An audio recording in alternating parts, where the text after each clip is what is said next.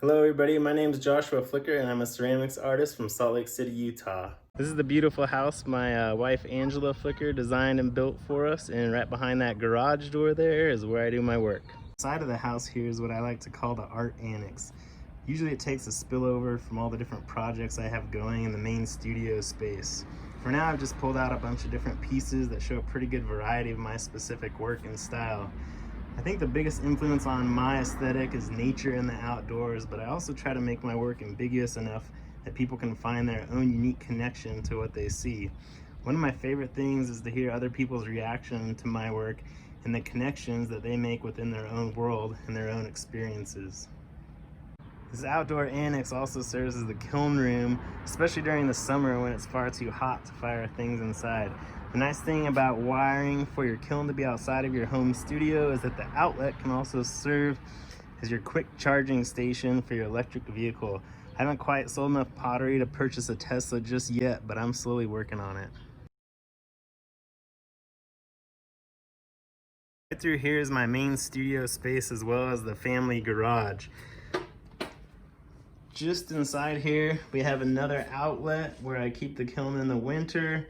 There's also lots of storage. And then we have some bikes for when you just need to get out of the house or the studio for a while. I have a large work table here, a homemade concrete sink, and of course, the pottery wheel where the majority of the projects begin.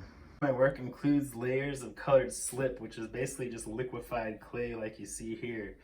The pieces up here on the wall by the wheel are kind of a new direction that I've been taking recently, where I use sprayed water on top of that slip to come up with a texture, and it also reveals that little bit of contrasting color from the slip that's underneath. Most of these pieces on the work table show more of the established style that I've been working with for quite a few years now. On these pieces I build up about 6 to 8 layers of alternating colors of slip. And then after the slip has stiffened, I'll use a tool like this one right here, and we'll carve away the different layers to reveal what's hidden below. Depending on how deep you carve, the different layers will reveal themselves. I kind of relate it to like millions of years of sediment being built up over time and then being eroded away to reveal the different layers within. However, in my version, it maybe takes a couple days rather than multiple centuries. If you want to see some of those processes in action, you can check out some of my posts on Instagram that show them a bit more closely.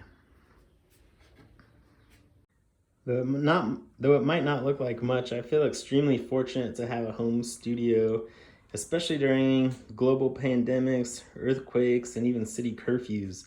The studio really is my place of refuge, and I find the time I spend working and honing my craft is extremely therapeutic and gives me time to contemplate the world around me. I realize that I'm extremely privileged to be living the life that I do, and I hope that I never forget that, and that I can also use my privilege to benefit others.